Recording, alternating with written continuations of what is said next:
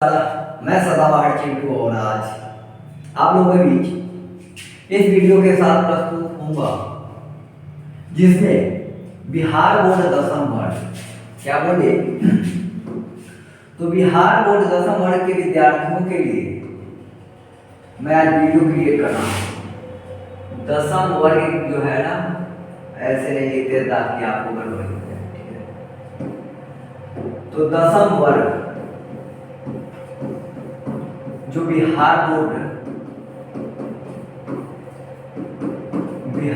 की परीक्षा देने वाले हैं, अर्थात कह सकते हैं कि 10th क्लास, ठीक है, उसी में संस्कृत विषय को लेकर क्या संस्कृत, तो बिहार बोर्ड हमें जो है 100 अंक का क्या होता है तो परीक्षा लेती है ना। अब इसमें 100 अंक में जो है किस प्रकार से प्रश्न पूछे जाते हैं और कहाँ से पढ़ना है और कितना पढ़ना और क्या क्या पढ़ना है, इसके बारे में हम डिस्कस करेंगे।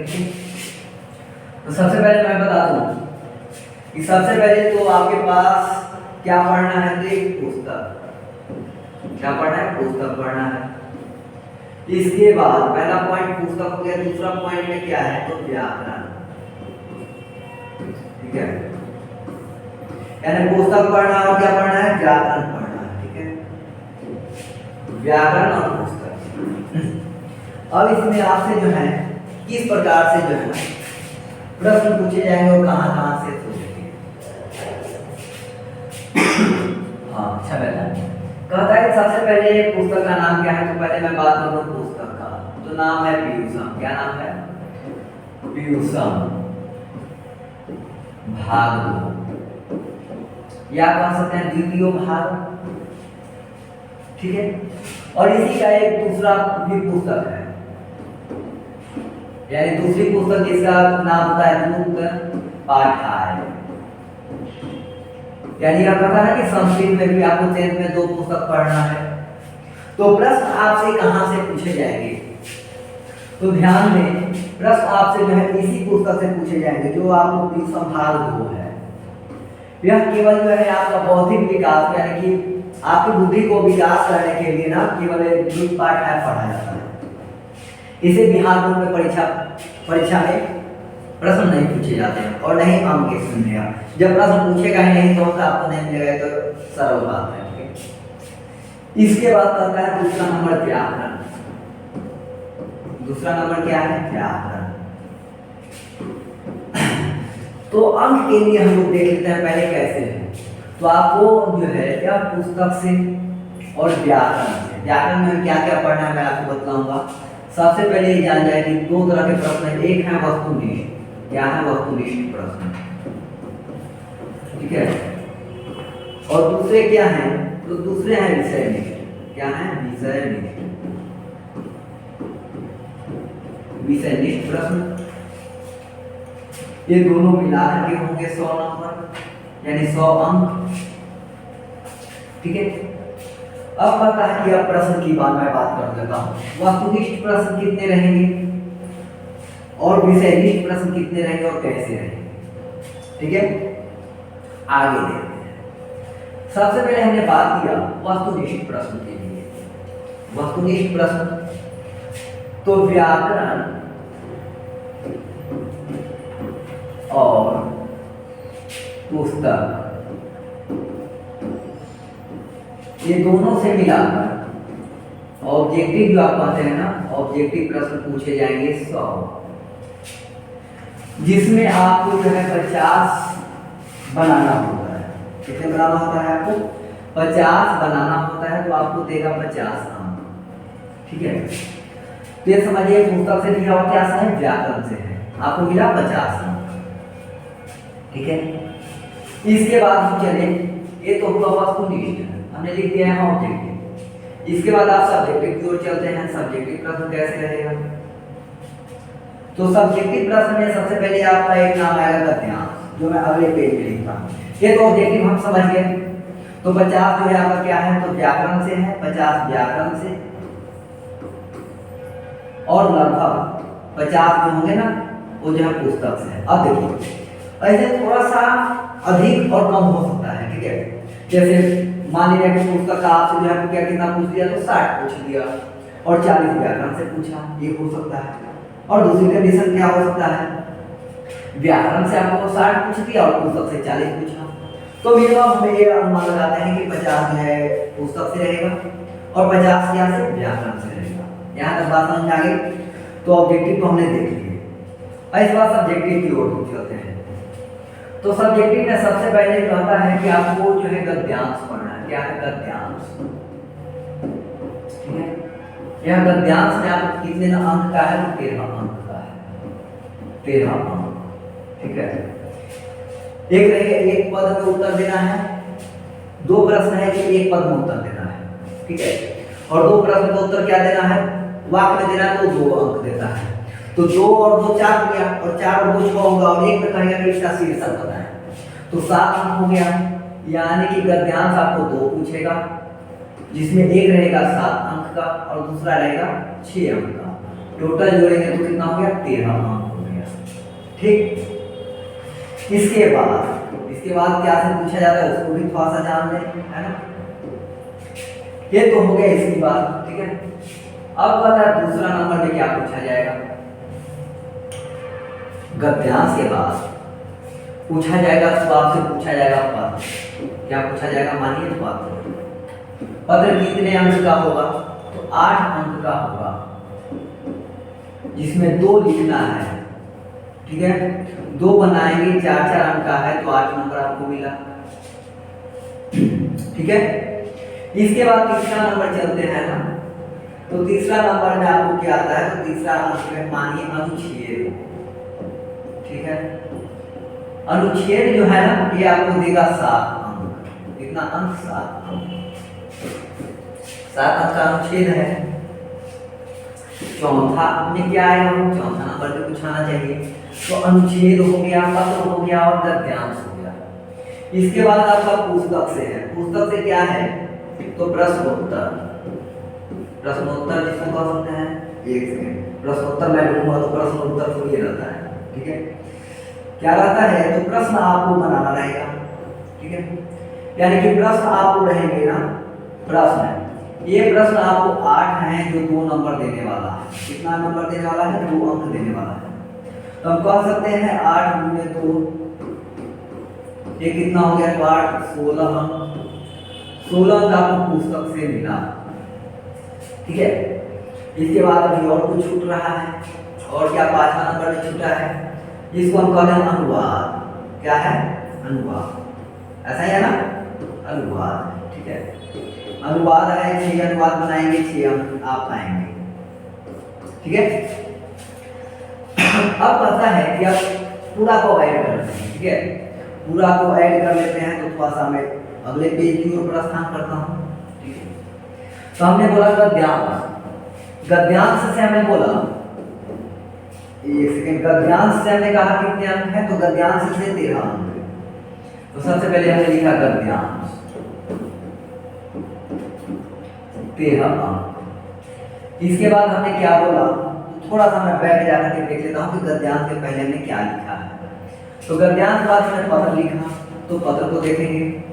आपको मानिए पत्र यहाँ लिखा गया, तो पत्र कितने अंक का, 8 अंक का हो गया। उसके बाद हमने क्या लिखा, तो पत्र के बाद अनुच्छेद है, तो अनुच्छेद देख लेते हैं। अनुच्छेद आपको हमने बताया 7 अंक का होगा। ये सब के बाद अंक है, ठीक है। और इसके बाद हमने बताया कि प्रश्न है, आपको प्रश्न कितना है, तो 16 अंक का है। और इसके बाद अनुवाद है। क्या है, अनुवाद। अनुवाद है 6 अंक का। टोटल को ऐड करते हैं, तो क्या आप जोड़ेंगे, 6 6 12, 12 और 7 है, तो 12 7 होता है 19, 19 और 8 को जोड़ेंगे तो हो जाएगा 27, 27 सही है। और 27 में क्या जोड़ेंगे, 3 जोड़ेंगे तो हो जाएगा यानी कि 30, 30 का 0 हो गया ना, बाकी 3 रहा, 1 1 2 2 3 5 यानी कि 50 अंक हो गए। क्या 50 अंक हो गए, 50 अंक हो गए। तो ये 50 अंक का जो है आपका क्या होगा, विषय से, यानी कि आपको सब्जेक्टिव में पूछा गया। अब यहाँ तक कोई कंफ्यूजन है तो आप बोलने का प्रयास करेंगे, आगे हम लोग बढ़ेंगे। ठीक है,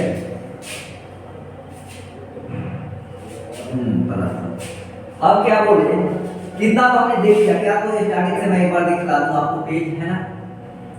हमने सबसे पहले कहा कि बिहार को दसम वर्ग का हम एग्जाम देंगे। ठीक है, तो उसमें क्या है, संस्कृत 100 अंक का परीक्षा होती है। उसमें क्या है, पुस्तक और क्या है, व्याकरण है, ये तो हमने बताया। इसके बाद हमने क्या बोला कि पुस्तक जो आपको पढ़ना हो ट्यूशन भाग 2 है, उसका नाम क्या है पुस्तक का, तो ट्यूशन भाग 2। तो ट्यूशन भाग 2 में जो है 2 पुस्तक है। ठीक है, यानी 2 किताबें हैं। एक क्या है, तो ट्यूशन भाग 2 हो गया, यानी द्वितीय पाठ का भी बोला जाता है, द्वितीय अध्याय भी ऐसा करके किया होगा। ठीक है, और दूसरा पुस्तक है जिसमें क्या लिखता है, तो द्रुत पाठ, यानी कि दूसरा पुस्तक है। इससे परीक्षा से कोई मतलब नहीं है, परीक्षा से इसका कोई मतलब नहीं है, परीक्षा में इसका कोई उपयोग नहीं है दूसरे पुस्तक का। यह हो गई। इसके बाद हमने बोला व्याकरण से आपको आएगा और विषय टेस्ट बनेगा, जो क्या व्याकरण से आएगा और पुस्तक से आएगा। अब क्या है, तो व्याकरण और पुस्तक दोनों मिलाकर के 100 अंक के आपके 100 प्रश्न आपके लिए जाएंगे वस्तुनिष्ठ। जिसमें आपको बनाना कितना होगा, ये अगले पेज में हमने बताया। दोनों को मिलाकर 100 प्रश्न है, बनाना आपको 50 है, देगा कितना, 50। व्याकरण से और पुस्तक दोनों से मिलाकर तो ना होगा 100, तो 50 नंबर आपको मिल गया ऑब्जेक्टिव। अब सब्जेक्टिव की ओर है, तो सब्जेक्टिव में 13 अंक का गद्यांश हो गया, 8 अंक का जो है आपका लेख लिखने के लिए क्या होगा दोस्तों, पत्र लिखने के लिए होगा, पत्र हो गया। इसके बाद क्या करना, अनुच्छेद जो है 7 अंक का है, एक वाक्य सही होगा तो 1 नंबर जुड़ेगा, तो आप बनाएंगे 7 भाग बनाएंगे 7 अंक मिलेगा आपको। प्रश्न बनाना है कि 8 प्रश्न रहेंगे, यानी बोर्ड परीक्षा में तो आपको 16 प्रश्न होंगे, बनाना 8 होगा। 8 प्रश्न बनाएंगे तो आपको 16 अंक प्राप्त होंगे। और अनुवाद कितना है, बनाना आपको 6 है, 6 बनाएंगे तो आपका 6 अंक मिल जाएगा। इस प्रकार से आपका पूरा टोटल हमने ऐड किया अगले पेज में, तो 100 अंक आपका हो गया 50 सब्जेक्टिव का और 50 ऑब्जेक्टिव का। तो टोटल हमने क्या देख लिया, टोटल कि 100 अंक हो गए। यहाँ तक बात समझ में आ गई होगी। इसके बाद हम आगे की ओर प्रस्थान करते हैं। ठीक है, हमें पढ़ना क्या क्या है तो ध्यान से देखें। ठीक है, हमें जो है पढ़ना है, सबसे पहले बोला कि पाठों का परिचय। इस वीडियो के माध्यम से मैं केवल पाठ का परिचय करवाऊंगा। पुस्तक का नाम आपका है प्यूसम। क्या है, प्यूसम, प्यूसम भाग 2, प्यूसम भाग 2। प्यूसम भाग 1 जो है ना, यह जो है 9वीं वर्ग में चलता है, अर्थात 9वीं कक्षा में चलती है पुस्तक। ठीक है, अब कहता है कि क्या लिखा गया है, तो यद्यपि, यानी बतलाया जा रहा है कि सभी पाठकों के संदर्भ, ध्यान से सुनिएगा बातों को। कहता है, इसी अवस्था में ऐसे कर लेना। ठीक है, हाँ, तो कहता है कि यद्यपि सभी पाठकों के संदर्भ, ये आपकी पुस्तक में लिखा हुआ है, उसी से यहाँ पे हमने लिखने का प्रयास किया है। ठीक है, तो कहता है कि यद्यपि सभी पाठकों के संदर्भ उनके आरंभ में दिए गए हैं, तथापि यहाँ उनका संक्षिप्त परिचय दिया जाता है। यानी सबसे पहले हम किसी भी पुस्तक को पढ़ते हैं तो क्या होता है, उसका संक्षिप्त में हम परिचय पहले जान जाते हैं। ठीक है, अब कहता है कि पुस्तक में भी उसका संक्षिप्त में ही वर्णन किया गया है। इस पुस्तक में कहता है कि कुल 14 पाठ है। प्यूसम भाग को हम लोग देख रहे हैं ना, इसमें जो है पाठों के अध्याय, यानी कि अध्याय आप बोलते हैं ना, यानी उसका पाठ बोलते हैं, तो कितना पाठ है, तो 14 पाठ है। कितना पाठ किया, 14 पाठ है। अब कहता है कि इनमें 4 पद्यात्मक। देखिए सबसे पहले बोला है आपको जो है इतना तो आपको पहले मिला, एक सेकंड इसे मैं बिठाने का काम करूं या आगे क्या बोला, तो सबसे पहले बोला है 14 पाठ में 4 जो है ना, यानी पहला नंबर आता है पद्यात्मक। क्या है, तो कहता है कि पद्यात्मक।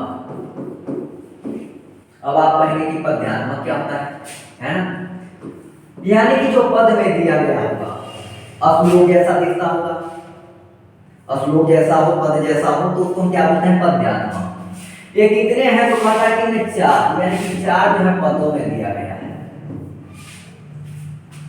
इसके बाद दूसरा नंबर पे हम चलते हैं ना, तो दूसरा नंबर पे बोलता है, दूसरा नंबर पे क्या कहता है कि 3 जो है ना कथात्मक। क्या है, 3 जो है ना कथात्मक। यानी कि 3 अध्याय बनाया गया है ना, उस कथा के रूप में प्रस्तुत किया गया है। किसमें? कथा के रूप में। इसके बाद कहा है 2 जो है ना, यानी तीसरा नंबर पे हम देखेंगे तो इसके लिए कहता है कि 2 हमें मिला जो संवाद है। क्या है? संवादात्मक। ऐसा लिखा है ना, संवाद। एक सेकेंड में क्या लिखा गया है? संवादात्मक। यानी कहता है तीसरा नंबर में हमने क्या बोला कि 3 जो है ना, सबसे पहले बोला कि 3 कथा में दिया गया है, और क्या बोले 2 जो है ना, 2 संवाद है। संवाद का मतलब हम बताएंगे, पहले इसे पूर्ण कर लिया जाए, इसके बाद बहुत बताया जाएगा। ठीक है। चौथे नंबर पे जो कहता है, चौथे नंबर पे बोला है कि निबंधात्मक। क्या है?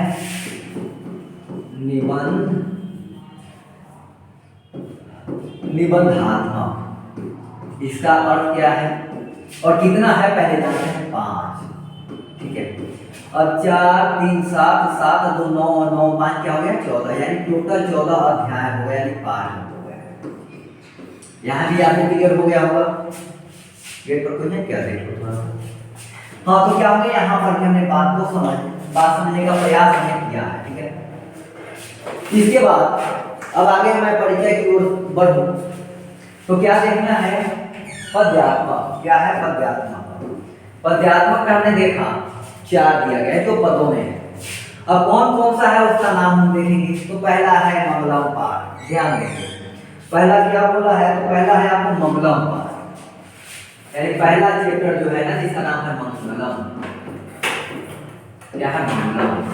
एक जो आपको पद में दिया गया है, यहाँ लिखा हुआ भी है, आपको पुस्तक में भी, आप पुस्तक में भी ध्यान से देखेंगे। इसके बाद 5वां पे जो है ना, 5वां अध्याय में आता है भारत महिमा। क्या है? भारत महिमा। ये आपको है 5वां चैप्टर में। इसके बाद जो है ना, नीति श्लोका। इसके बाद है 7वां नंबर में जो है ना, नीति श्लोका। क्या है? नीति श्लोका। पीछे तक दिख रहा है? पीछे तक ध्यान से देखो तो एक बार, पीछे दिख रहा है ना? चलिए बढ़िया। इसके बाद एक 10वां नंबर पे है नीति श्लोका के बाद है मंदाकिनी वर्णन। क्या है? मंदाकिनी। मंदाकिनी वर्णन। क्या है? मंदाकिनी वर्णन। हमने क्या बताया था इसके पहले? हमने बोला कि जो पद्यात्मक है वो 4 है, यानी 4 पद वाले हैं। तो कौन कौन? तो पहला हमने कहा कि पद्यात्मक में कौन कौन है। तो पहले हमने बताया कि मंगलम पाठ है। पहला क्या हो गया? मंगलम पाठ। दूसरा नंबर पे क्या है? तो 5वां अध्याय में है भारत महिमा, ये भी पद्यात्मक है। इसके बाद 7वां अध्याय में है नीति श्लोका, ये भी पद्यात्मक है। इसके बाद 10वां चैप्टर में, यानी 10वां अध्याय में है मंदाकिनी वर्णन, ये भी क्या हो गया? पद्यात्मक हो गया, यानी पदों में दिया गया है। चलिए आगे हम लोग चलते हैं। ठीक है, आगे हम लोग चलते हैं। इसके बाद दूसरा नंबर पे हमने क्या बोला? तो यहाँ से देख लेते हैं। दूसरा नंबर में हमने कहा कि 3 जो है कथात्मक है। क्या है? कथात्मक, यानी कथा कहा गया हो। इसमें कितने हैं? 3 हैं। कौन कौन? तो सबसे पहले हम यहाँ से ही देखेंगे कि कौन कौन जो है कथा में है। तो पहला आपको आता है जो तीसरा अध्याय में होता है। क्या होता है? तीसरा अध्याय में, एक सेकेंड यहाँ से भाग दे दिया जाए, कथात्मक। तो कथात्मक में सबसे पहले क्या है? तो यानी पहला दिया गया, तो पहला यहाँ का अध्याय नहीं है, अध्याय तीसरा अध्याय में है। कौन अध्याय में? तीसरा अध्याय में है, जिसका नाम है अलस कथा। क्या हो गया? अलस कथा। ये भी आपको क्या में है? तो पद में। ये क्या है? ये आपको कथा में है। किसमें है? कथा में। इसके बाद दूसरा नंबर चलते हैं। तो दूसरा नंबर पे आ गया कर्णवीर कथा। कर्णवीर कथा कौन सा चैप्टर में है पता है? 8वां में है ना? क्या हुआ? किसमें है? 8वां में है। 8वां में कहता है कि क्या है? तो कर्णवीर कथा। कर्णवीर कथा। ठीक, ये भी कथा दोनों तो करना ही हो गया। इसके बाद तीसरा नंबर चलते हैं ना, तो ये है व्याघ्रपति कथा। ये कौन सा अध्याय है? व्याघ्रपति कथा। कौन सा अध्याय है? जल्दी से बताइए, कौन सा अध्याय है? याद है? 11वां अध्याय कौन अध्याय में है? 11वां में है। यानी 11वां अध्याय में आपको क्या होना है? व्यालपति कथा है। यहाँ पर एक बात और एक क्या बोलते हैं, एक पति का घटना है। तो यहाँ पे बात समझ आ गई? हाँ बोलो, आ गई तो अलस कथा, कर्मवीर कथा और ये क्या हो गया? तो कथात्मक हो गया, यानी कि कथा हो गया। तो 3 इसमें हो गया। इसके बाद आगे हम लोग चलेंगे, ठीक है? तो आगे हम लोग देख रहे हैं इसके बाद किसकी घटना आ रही है, तो देख लेते हैं यहाँ से ही। संवादात्मक क्या है? संवादात्मक, ऐसा ही है ना? क्या होगा? कोई डाउट है क्या? डाउट नहीं तो हाँ बोल देना है ना, डाउट नहीं है। क्या हो गया? संवादात्मक। संवाद का मतलब है बातचीत, जिसमें क्या होते हैं तो गुरु कोई एक बोलने वाले होते हैं, दूसरा सुनने वाले, दूसरा बोलने वाले, एक सुनने वाले होते हैं, उसी को संवाद बोलते हैं। तो संवादात्मक में क्या है? तो ये कहे कर्णस्य दानवीरता। कर्णस्य दानवीरता कौन सा अध्याय में याद है? कर्णस्य दानवीरता हैं? जल्दी से बताओ। 12 में क्या है?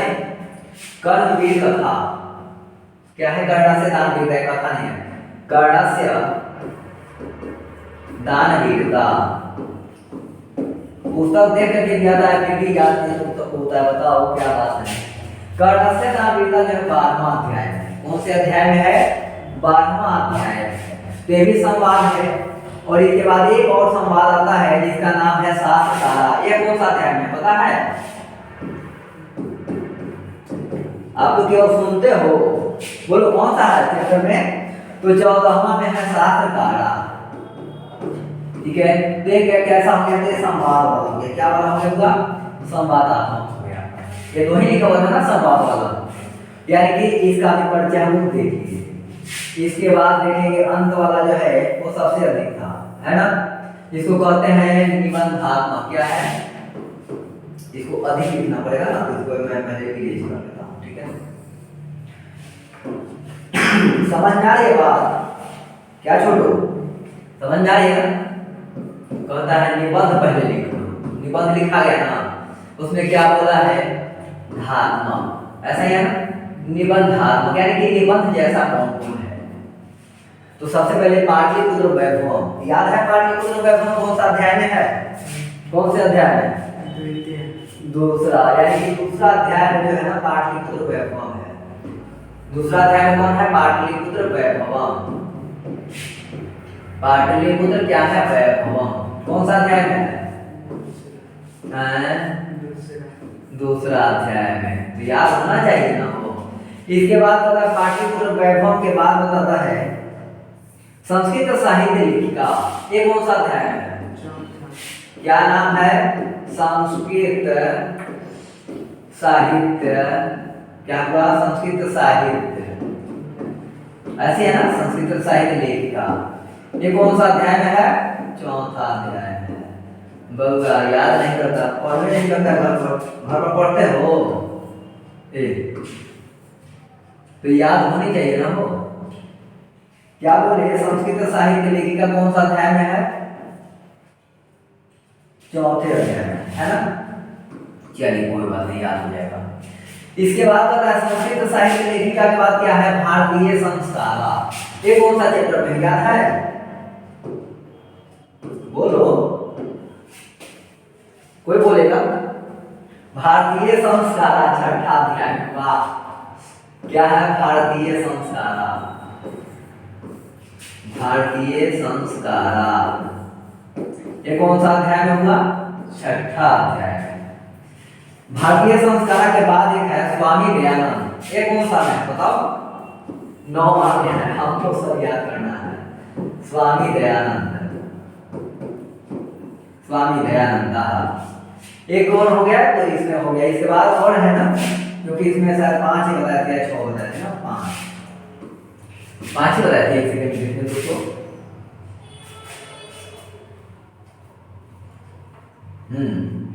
क्या है? निबंध वाला में 5 है। 5 ही है ना? चलो ठीक है, क्या याद कर सकते हैं? ध्यान दो और आगे लिखें क्या? हाँ, क्या बोले? इसके बाद क्या है ना, विश्व शांति है। बताओ विश्व शांति कहाँ है? वाह, तुम क्या पढ़ता लगा? विश्व शांति। विश्व शांति कहाँ है? तो 13वां पाठ में है। यहाँ तक बात समझ में आई तो हाँ बोलो। जो लोग स्क्रीनशॉट लेने का प्रयास कर रहे हैं उनके लिए मैं आपको समय देता हूँ, आप जाए आराम से स्क्रीनशॉट पहले ले लें, ठीक है। चलिए स्क्रीनशॉट के लिए मैं रेडी हो जाता हूँ, स्टार्टिंग से आता हूँ, ठीक है। चलिए हमने परिचय यहाँ से ऑलरेडी प्रारंभ किया हूँ। तो देखिएगा पहला का ये हो गया, दूसरा में आपको ये PDF चला है ना, तीसरा में ये है, इसके बाद ये है। बढ़ते चलिए, स्क्रीनशॉट को जल्दी जल्दी मारते चलिए, ठीक है। ये कौन सा है इसमें पता चला है? एक सेकेंड। मंगलम पाठ ये सब क्या है? तो पद्यात्मक नहीं लिखे थे हम, चलो लिख देता हूँ फिर एक बार। चलिए ध्यान रखिएगा, ये तो बात क्या के लिखे, क्या लिखा आपको पता चला क्या है? तो पद्यात्मक है, ऐसे है ना, वहां से भी आप मिला सकते हो। पद्यात्मक ऐसे दिया गया ना। चलिए इसके बाद ये है आपको, इसके बाद यह हो गया संवाद, संवादात्मक में, इसके बाद हो गया निबंध में, यहाँ तक हो गया। आशा करता हूँ कि यहाँ तक बात समझ में आई होगी, ठीक है। अब इस पाठ के बारे में है विशेष रूप से जो भी है दिया गया है ना, वो मैं बताने का प्रयास करता हूँ, ठीक है। क्लियर है? चलिए इससे पहले मैं क्या कर दूँ, इसे साइड कर देता हूँ, ठीक। कोई दिक्कत नहीं है? ऐसे दिख रहा है? दिख रहा है तो वहां से कोई दिक्कत? मेरा कैसा था क्या? चलिए बहुत बढ़िया। सबसे पहले बोला, ये तो हमने बता दिया, ठीक है। पद्यात्मक में क्या बोले? मंगलम पाठ। ध्यान दीजिएगा, मंगलम पाठ के बारे में मैं थोड़ा सा कुछ बता दूं जो आपको कंटेंट में पहले दिया गया है, क्योंकि जैसे हम लोग पुस्तक पढ़ने के लिए प्रारंभ करेंगे ना, तो ये क्या हो जाती है, पीछे हो जाती है। क्योंकि मैं आगे पढ़ लेता हूँ पुस्तक में, जैसे मंगलम पाठ प्रारंभ करूंगा वहां से पढ़ना प्रारंभ करता हूँ, ठीक है। अब ठीक है, अब ठीक है, ठीक है, यहीं पर हो जाएगा। अब ठीक है ना? हाँ, तो क्या बोल रहे थे? हाँ, बोल रहे थे कि जैसे हम वहां पे पढ़ाने के लिए प्रारंभ करूंगा और डायरेक्ट पढ़ाऊंगा, क्या कोई कंफ्यूजन है? नहीं ना? ठीक है। हाँ, तो कहता है कि वहां जैसे हम पढ़ने के लिए एंट्री करेंगे ना, तो सीधे हम मंगलम पाठ जो उठाएंगे और पढ़ना प्रारंभ कर देंगे, और पीछे का जो भी कंटेंट रहता है छूट ही जाता है करीब करीब, ठीक है। तो मैं प्रारंभ में बताने का प्रयास करता हूँ। कहता है कि मंगलम पाठ, यह पाठ में जो है 4 मंत्र लिया गया है। पेज को बदल देते हैं क्योंकि उसको बढ़िया से बदला देना, याद रखिएगा। चलिए सबसे पहले मैं बात करूँ मंगलम पाठ का, इसका मंगलम। देखिए ऐसे मंगलम लिखा हुआ है, कोई गड़बड़ नहीं है, कोई कहेंगे कि मंगलम ऐसे नहीं लिखा हुआ होता है, ऐसे नहीं होता है। चलिए आपके लिए मैं ये भी लिख देता हूँ, ठीक। मंगलम पाठ जो है ना, कहता है कि कहाँ से? तो उपनिषद से लिया गया है, और इसमें जो है ईसावास यानी 4, क्या बोला है कि 4 मंत्र जो है ना उपनिषद से लिए गए हैं। तो पहला का नाम है ईसावास। क्या उपनिषद है? ईसावास उपनिषद से लिया गया है। क्या है? ईसावास से। लिखाता भी तो है वैसे ही ना, क्या बोले? ईसावास उपनिषद से पहला पद जो है ना, ईसावास, ईसावास ऐसे लिखा हुआ है, क्या हुआ मिलाना तो जरा, ईसावास से उपनिषद से लिया गया है, ठीक। इसके बाद आता है दूसरा पद जो है ना, कठोपनिषद से लिया गया है, कठोपनिषद है ना, कठोपनिषद से लिया गया है। तीसरा जो है ना, मुंडकोप से लिया गया है। चौथा जो है ना, क्या है, मुंडकोप से लिया गया है। और पांचवा जो है ना, पांचवा पद लिया गया है, इसको क्या बोलते हैं, श्वेताश्वर ऐसे करके बोलते हैं, तो ये इससे लिया गया है। यानी कि 5 स्थानों से लिए गए हैं, तो 2 उपनिषद जो है मुंडकोप कह दिए हमने, एक में ही रखा, तो 4 स्थानों से उठाए गए हैं, ठीक है। 5 पद हैं। अब कहता है कि उपनिषद से संकलित है और मंगलाचरण के रूप में दिया गया है। तो मंगलाचरण क्या होता है, ये थोड़ा सा जान जाए। मंगलाचरण क्या है? मंगलाचरण क्या है? मंगलाचरण, मंगलाचरण क्या है तो समझिएगा। किसी भी अध्याय पढ़ने वाले के लिए मैं बात करूं, तो कोई भी पढ़ने वाले विद्यार्थी हो, पढ़ाने वाले शिक्षक हो, या हमारे यहाँ घर पर भी बहुत सारे कार्य होते हैं ना, तो मंगलाचरण का मतलब होता है प्रस्तुति, यानी कि स्तुति। जिसमें भगवान को स्मरण किया जाता है। तो कहता है कि रूप में जो है मंगलाचरण के रूप में जो है पठनीय कि मंगलाचरण के रूप में दिया गया है, अर्थात भगवान का जो है स्मरण करने के लिए दिया गया है। और वैदिक संस्कृत साहित्य में कहता है कि शुद्ध आध्यात्मिक ग्रंथों के रूप में जो है उपनिषद का महत्व है। इन्हें पढ़ने से जो है परम सत्ता के प्रति श्रद्धा उत्पन्न होती है, सत्य का अन्वेषण की प्रवृत्ति होती है तथा आध्यात्मिक खोज की क्या होती है, तो उत्सुकता जो होती है बढ़ती है। देखिए पता है मंगलम पाठ करने से अर्थात जो है प्रारंभ करने से पहले हम लोग स्तुति करते हैं भगवान का, तो मंगलाचरण के रूप में दिया गया है, पहला पाठ में दिया गया है। तो मंगलम पाठ क्या है, तो स्तुति किया गया है, जो कि उपनिषद से लिया गया है, उसके बारे में पढ़ते हैं, आपके पुस्तक में दिया गया है। इसके बाद कहता है कि भारत महिमा के बारे में क्या है, तो कहता है कि यह जो है ना, इस पाठ में भारत के महत्व का वर्णन किया गया है।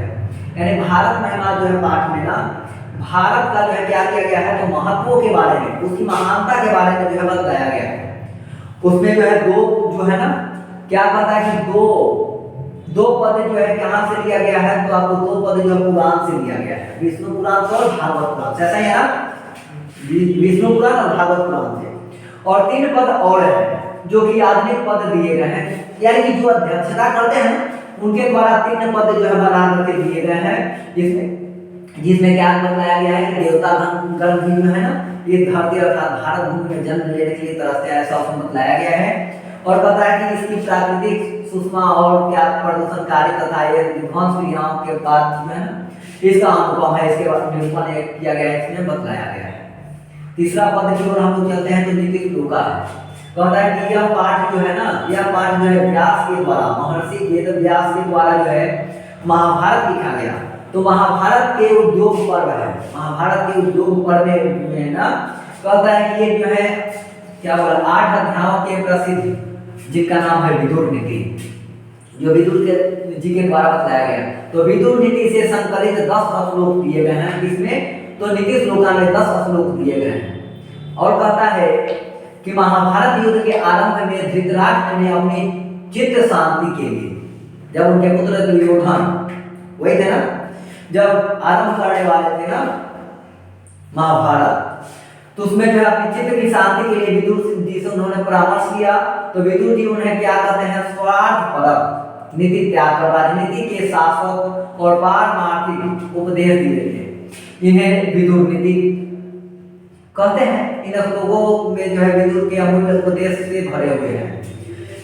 इसके बारे में हो गया एक और है जो हम लोग देख लेते हैं पढ़ने का, और अगली बार जब हम प्रारंभ करेंगे चैप्टर पढ़ाने के लिए, तो उसमें मैं फिर से इसका बारीकी से चर्चा करूंगा इस चैप्टर का। कह रहा है कि मंदाकिनी वर्णन, तो मंदाकिनी वर्णन जो है ये आपको पद में है। तो मंदाकिनी वर्णन कहाँ का लिखा होगा तो ध्यान दीजिएगा, अयोध्या कांड है ना हो। तो कहता है कि महाभारत का आपने नाम सुना होगा, किसका महाभारत नहीं ना, सॉरी, कह रहा मंदाकिनी वर्णन जो है ना रामायण से लिया गया है। कहता है कि वाल्मीकि, महर्षि वाल्मीकि, देखिए यहाँ वाल्मीकि और वाल्मीकि में क्या फर्क है, देखिएगा यहाँ एक शब्द है वाल्मीकि, पहला शब्द, दूसरा शब्द बोला गया क्या हुआ, वाल्मीकि। ऐसे है देखो तो, ऐसे लिखो है क्या, नहीं दीर्घिकार वाला है, एक सेकेंड,